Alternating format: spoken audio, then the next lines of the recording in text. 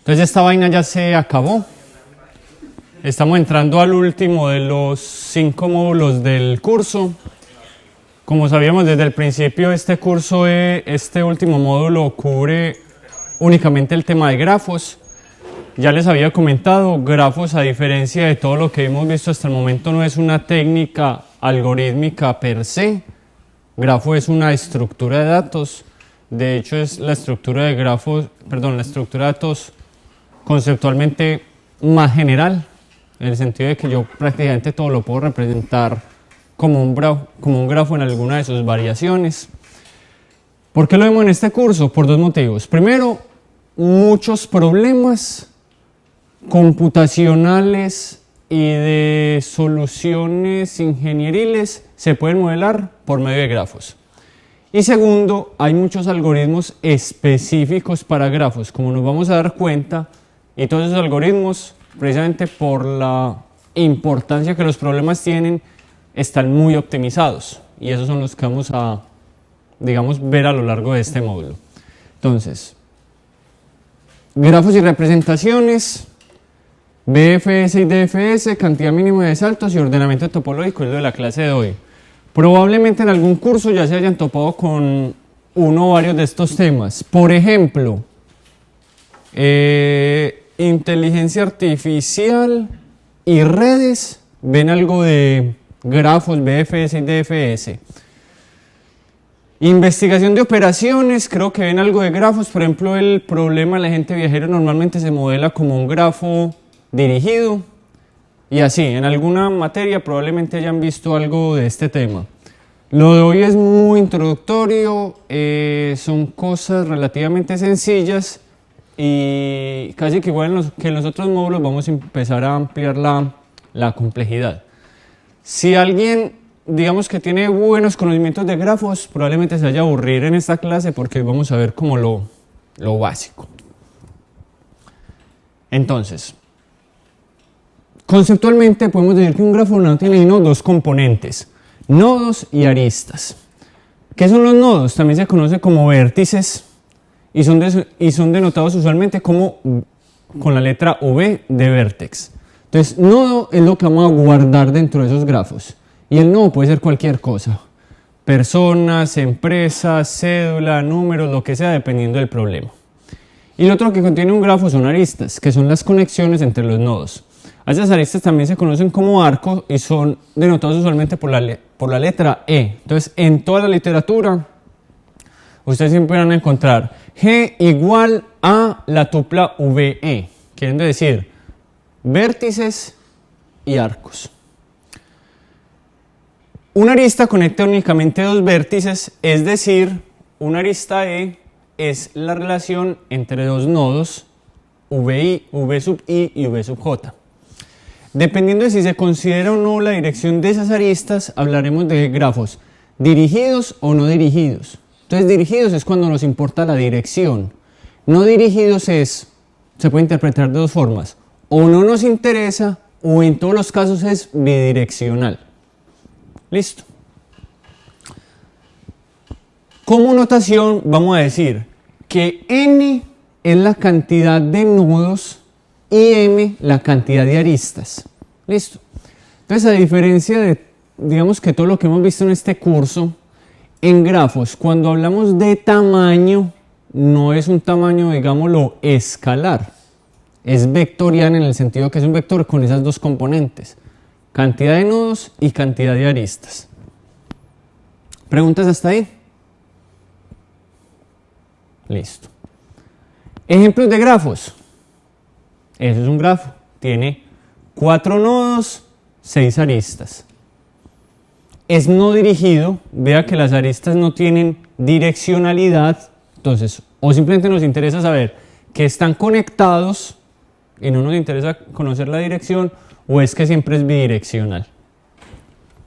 Este es otro ejemplo de grafo. Ya tenemos 5 nodos, 4 aristas, y en este caso es dirigido porque vean que las relaciones van en un solo sentido. Eso no significa que yo no pueda tener aristas bidireccionales. Claro que sí.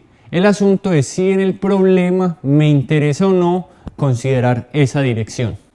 Listo. Ejemplos específicos de ellos.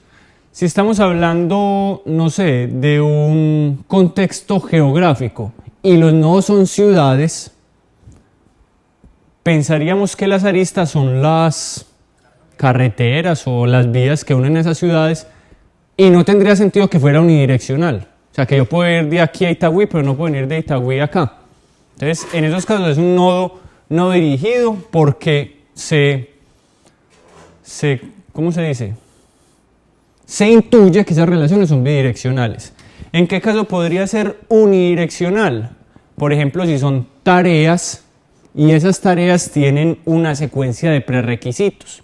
Entonces, es decir, que yo puedo hacer la tarea A, que luego de hacer la tarea A yo puedo hacer la tarea B.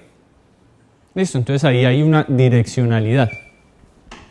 Vean que esos dos ejemplos son completamente diferentes, pero como nos vamos a dar cuenta en este curso, muchos problemas de muchas índoles diferentes se pueden traer al mundo de los grafos. ¿Preguntas hasta ahí? Entonces, aquí no hay repitentes, entonces nadie sabe de antemano la respuesta de esto, van a tener que pensar. Entonces, yo les digo que desde toda la vida nosotros conocemos ese grafo. Desde primaria.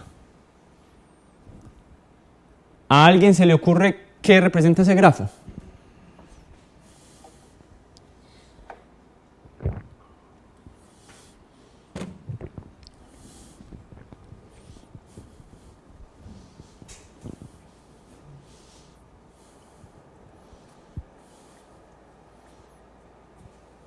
En otras palabras, ¿qué conocemos nosotros de toda la vida?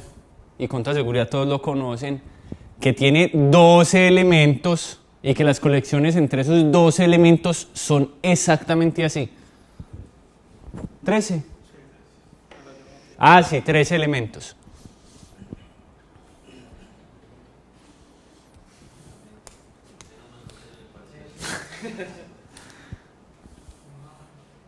Una vez que se los digan a decir, ah, claro. ¿Cómo? No.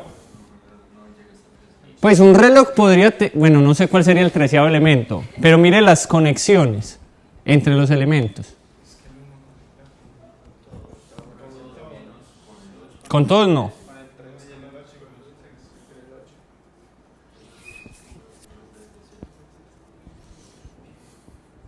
Listo, obviamente esto no es una pregunta de análisis y diseño de algoritmos, es una pregunta de cultura general.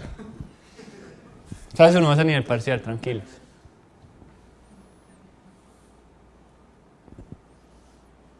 Marcela también, si tiene alguna suposición, la puede decir.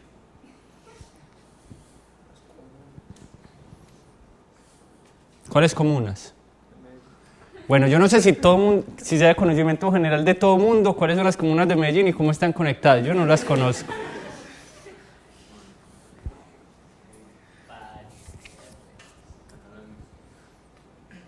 ¿Se rinden? Sí. ¿Cómo? No. ¿Qué cosa? Ok. Entonces, ¿se rinden?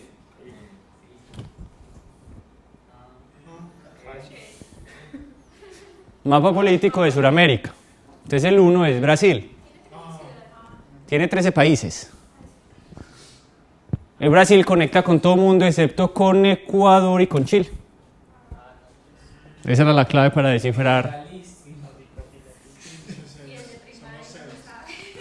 Sí. O sea, todo el mundo se sabe de memoria este mapita, ¿o no?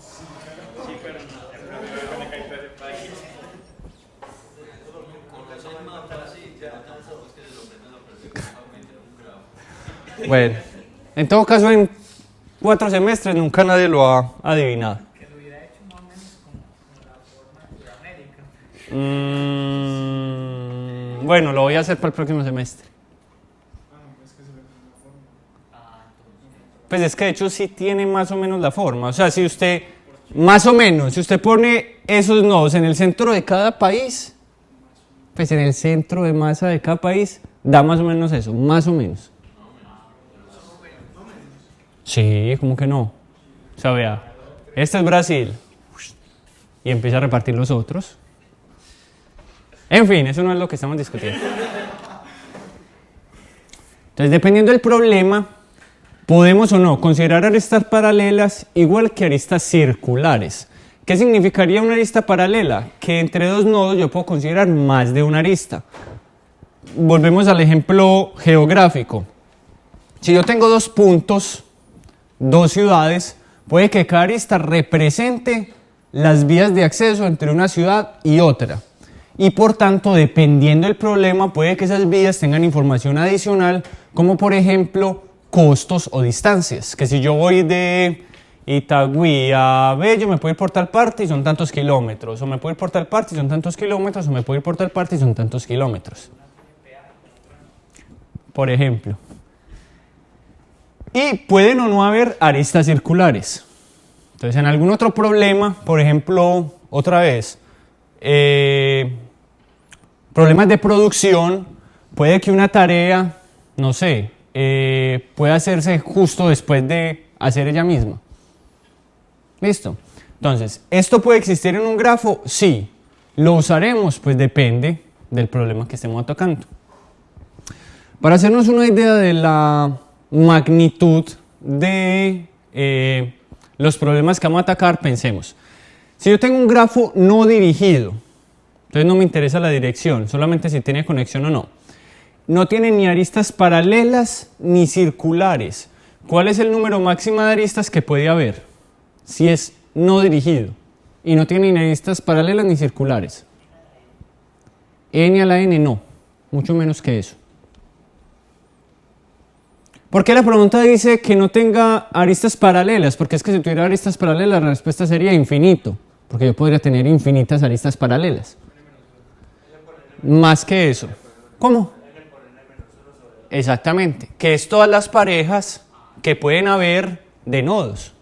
El primer nodo puede estar conectado con los n-1, el segundo con los n-2, el tercero, entonces lo máximo que puede estar conectado es n por n-1 sobre 2.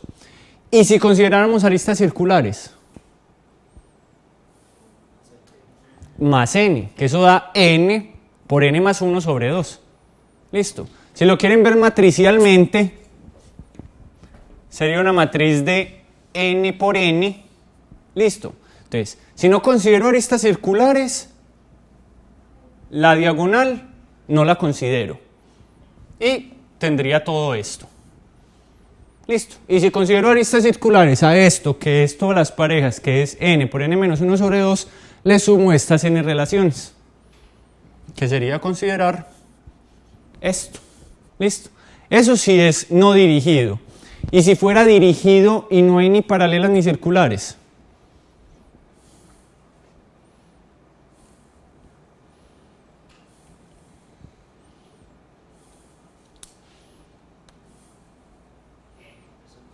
¿Cuánto? No, más. Si quiere verlo matricialmente, más fácil. N cuadrado menos n, que sería tener la conexión entre todo nodo con cualquier otro nodo, excepto con sí mismo.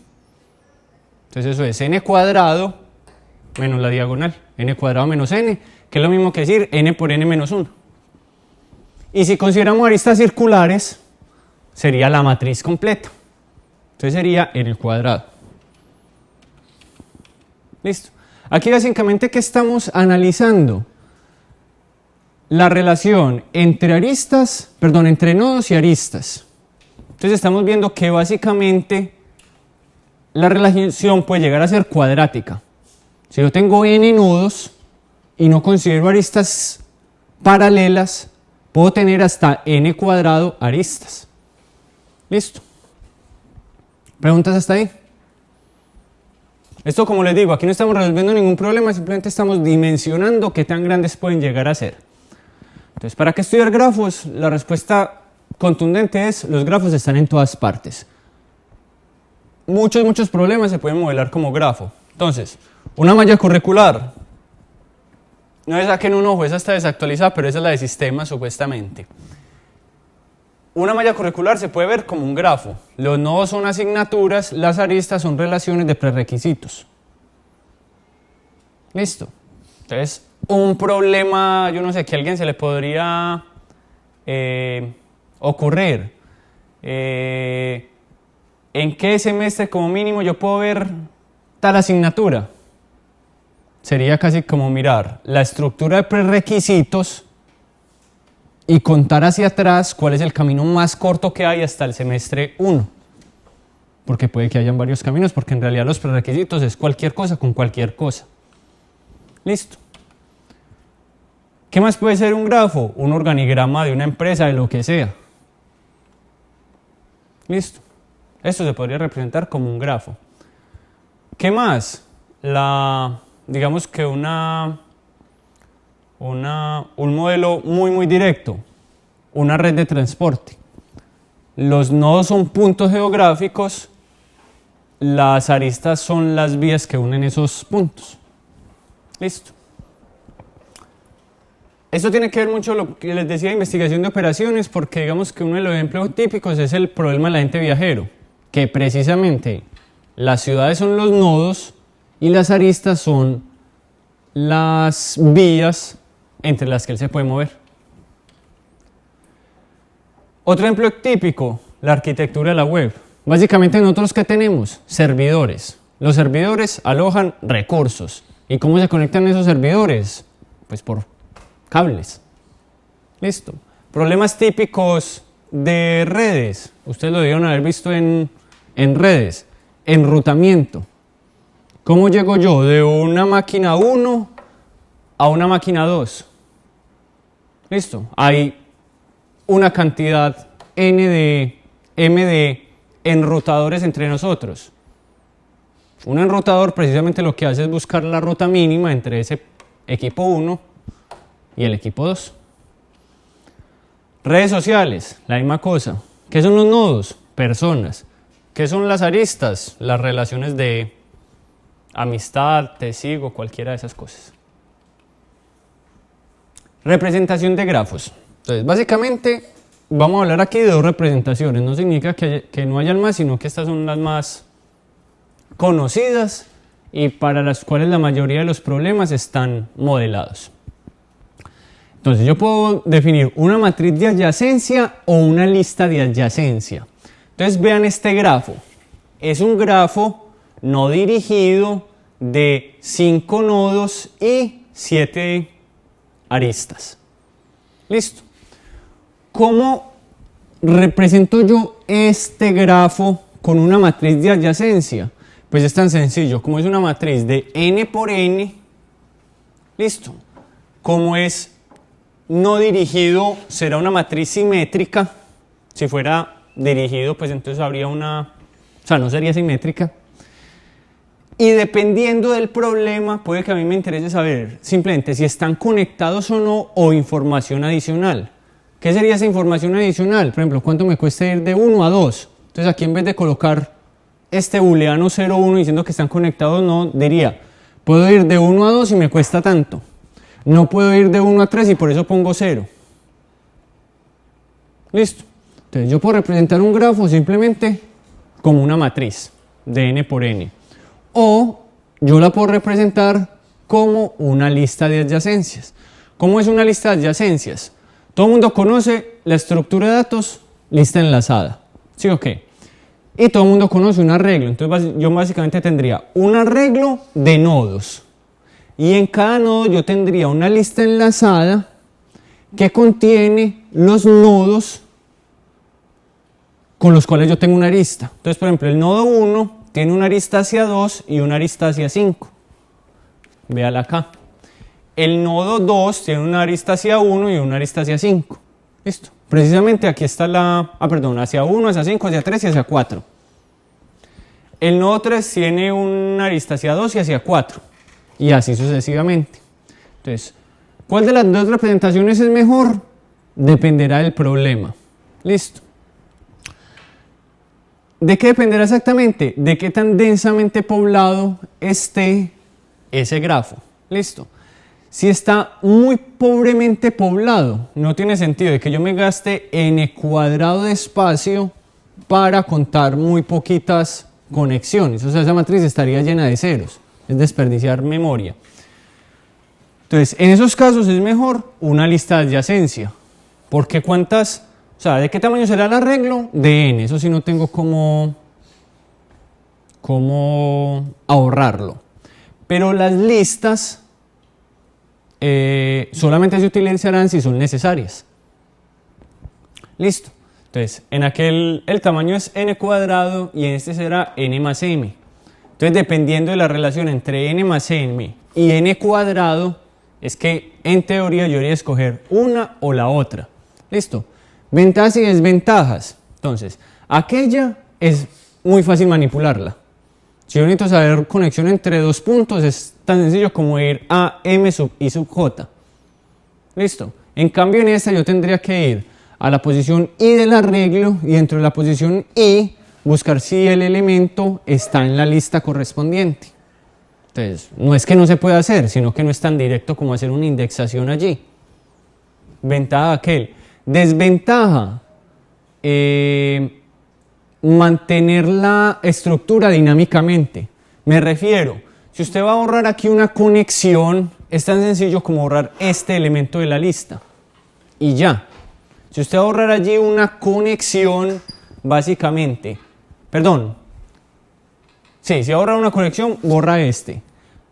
Allá sería simplemente hacer una indexación y listo. Pero supongo que el problema fuera más grande aún, que usted va a borrar es un nodo completo. Entonces, si usted va a borrar un nodo completo, casi que tendría que redimensionar esta matriz y volverla a armar. Listo. Aquí, ¿qué podría hacer? Tachar esta posición o redimensionar esto, pero el resto de las listas se mantiene. Entonces, ¿cuál vamos a usar? El que queramos. ¿Qué lenguaje estamos utilizando en este curso? Java. ¿Habrán lenguajes que ya tienen implementado la estructura? Probablemente. En Java, pues cuando había buscado los semestres pasados, eso no estaba. Hoy de curiosidad busqué y por allá me encontré en Javadocs una clase Graph, pero no alcancé a revisar muy bien qué era lo que tenía. Entonces, para los ejercicios que ustedes van a hacer una de tres cosas. O implementan una matriz de adyacencia, o implementan una lista de adyacencia, o van y rebuscan bien ese graph a ver qué es lo que hace y me cuentan. Listo. Pregunta hasta ahí.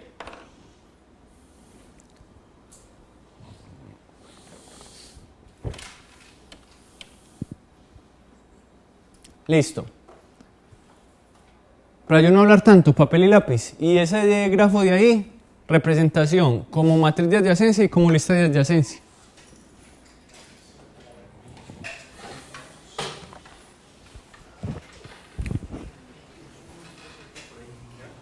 Sí.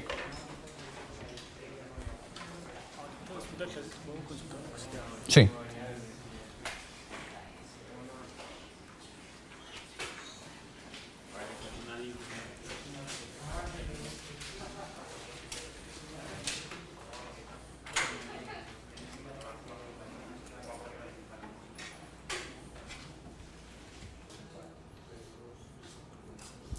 Listo. Implicaciones ya prácticas de cuál de las tres alternativas escoger.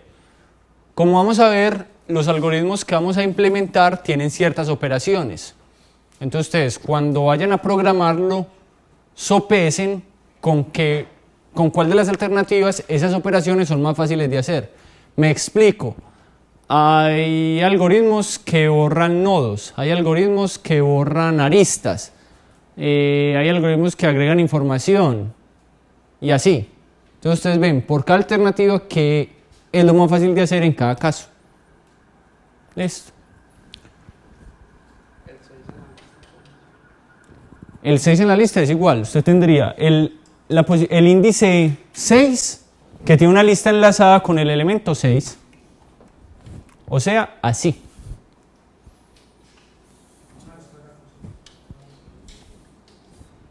Listo, entonces aquello es como matriz, esto es como listas de adyacencias.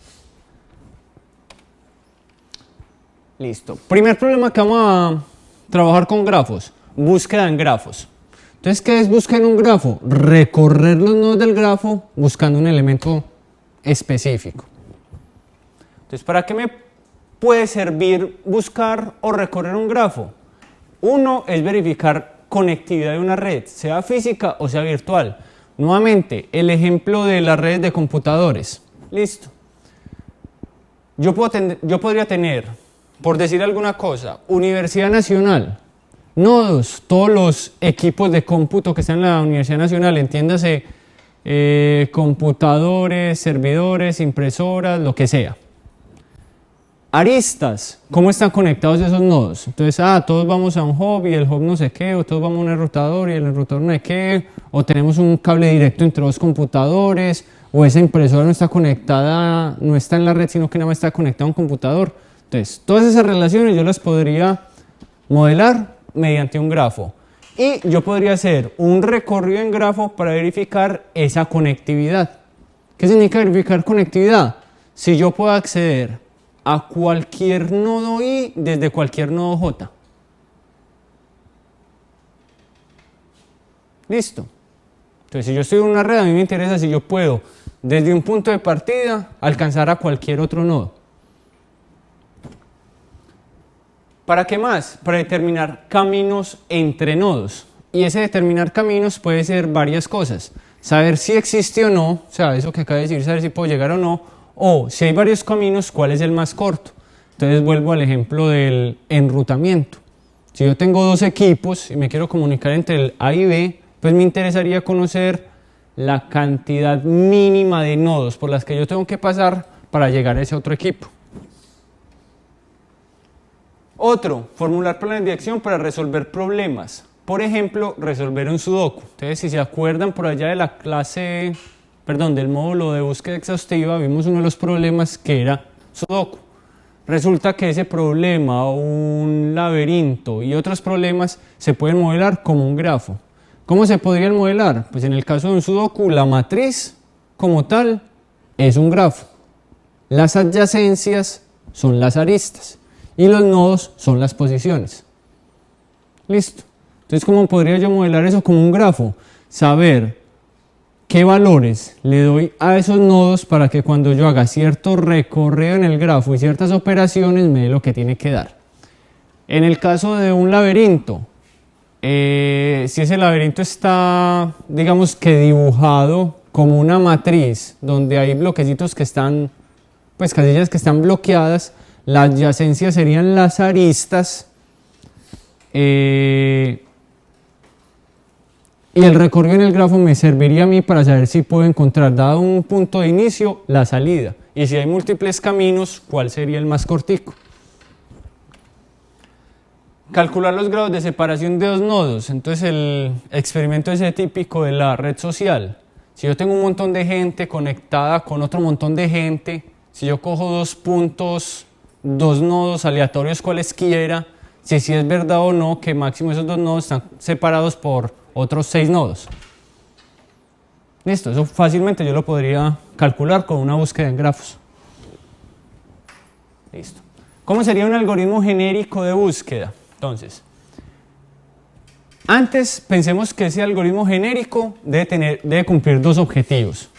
Porque en realidad para yo recorrer un nodo yo podría hacer cualquier cosa que a mí se me ocurra. Incluso la cosa más ineficiente del mundo, como escojo un nodo aleatorio, de ahí escoja otro nodo aleatorio al que pueda viajar y así sucesivamente. Listo, entonces eso puede ser lo más ineficiente del mundo porque dependiendo de las probabilidades se puede quedar dando vueltas o puede nunca llegar a otro punto, no sé, cualquier cosa. Entonces, ese algoritmo genérico, para que sea eficiente, va a cumplir dos objetivos. Para que sea eficaz y eficiente va a cumplir dos objetivos. Primero, dado un nodo de partida, debe explorar tantos nodos restantes como le sea posible. ¿Qué significa eso? Que no va a dejar ningún nodo sin explorar. Listo, porque el objetivo de recorrer un grafo es recorrer todo el grafo. Y segundo, no explorar ningún nodo más de una vez. En otras palabras, la eficiencia de ese algoritmo genérico de búsqueda debería ser O de M más N. Listo, ¿por qué O de M más N? Si yo estoy diciendo que los voy a recorrer todos, necesariamente ahí me gasté el O de N, porque tengo que llegar a N nodos. Listo. Pero para yo llegar a ese nodos, lo único que yo puedo hacer es moverme por las aristas. en total son m aristas. Entonces lo peor que yo podría hacer es recorrer todas las aristas. Puede que recorra menos, está bien. Lo que no puedo hacer es recorrer más de una arista una vez, porque sería ineficiente. Listo. ¿Cómo es la estructura general de ese algoritmo? Entonces, partiendo de un nodo n del grafo, cualquiera que éste sea, yo lo primero es, marco ese nodo como explorado. Entonces, mi punto de partida, yo dije, este nodo ya lo visité. Todos los demás todavía no los he visitado. Listo. Mientras sea posible, escojo una arista U, B, siendo U el nodo actual y B un nodo no explorado. Y parar en caso de no haber ninguno. Entonces, si yo estoy parado en un nodo,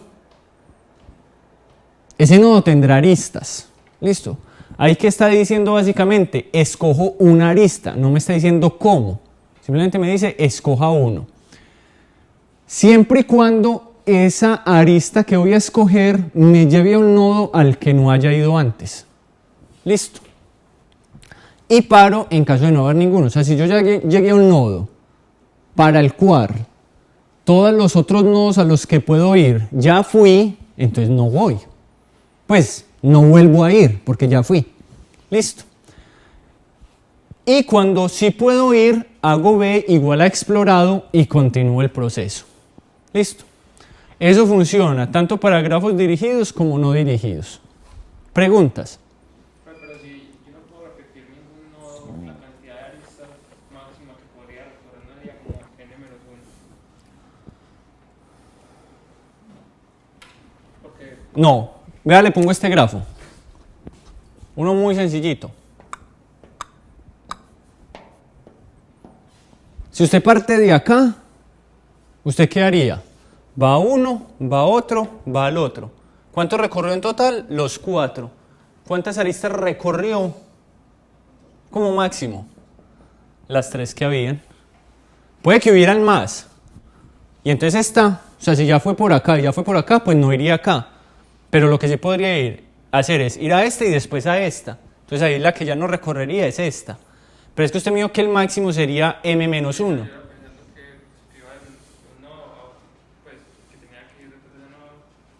Por ejemplo, si fuera este, pues ahí, ¿cuántas aristas recorreré? 3, pues no tiene sentido que recorra las 4. Pero usted me preguntó, fue como máximo. Como máximo en realidad sí son las m. ¿Que puedan ser menos? Sí. Por eso yo dije ahorita, es O de m más n, perdón, n más m precisamente porque en notación big O es el peor de los casos. Lo que sí no podría ser es más de m. ¿Listo? ¿Alguna otra inquietud? Listo. Entonces, ese es el algoritmo genérico. Pero hay dos algoritmos específicos en los cuales nos vamos a centrar en esta clase, que son BFS y DFS, y creo, bueno, en inteligencia artificial creo que los ven, en redes no sé. Bueno, en fin. No es que sean los únicos algoritmos, es que son los algoritmos típicos de recorrido en grafos. Y básicamente lo que hacen es coger este algoritmo y lo único que cambian es esta función. ¿Cómo elijo a qué arista voy dado el nodo en el que estoy? Entonces veamos la diferencia entre una y otra. Entonces, ¿qué es BFS? Breadth First Search o búsqueda en amplitud. ¿Y qué es DFS? Depth First Search o búsqueda en profundidad. Listo. Entonces, características de BFS. Explora los nodos por capas, mientras que el DFS los explora agresivamente. Y ahorita vamos a ver con unos ejemplos qué significa una cosa y qué significa la otra. El BFS puede calcular naturalmente cantidad mínima de saltos entre nodos. Cuando dice naturalmente, cuando digo naturalmente, lo que quiero decir es, vamos a ver el algoritmo de este y prácticamente no hay que cambiar sino 2 líneas y ya encontré esto. Listo. Mientras que el DFS puede hacer lo mismo, pero con ordenamiento topológico de un grafo no cíclico, que ahorita lo vamos a ver. El BFS puede calcular los componentes conectados de un grafo no dirigido y el DFS puede calcular los componentes fuertemente conectados de un grafo dirigido. O sea, de aquí para abajo, perdón, estos 4 son básicamente 4 problemas específicos que vamos a ver. Entonces estos 2 los vamos a atacar con BFS, estos 2 los vamos a atacar con DFS. Listo. Ambos tienen la misma eficiencia, o de M más N. Listo. Y tienen diferentes formas de implementarse. El BFS se implementa normalmente utilizando una cola y el DFS puede implementarse usando una pila o recursividad. Da exactamente la misma cosa, sino que hay gente que le tiene pavor a la recursividad, entonces usan la pila. Pero en realidad lo que hacen en el fondo es exactamente lo mismo.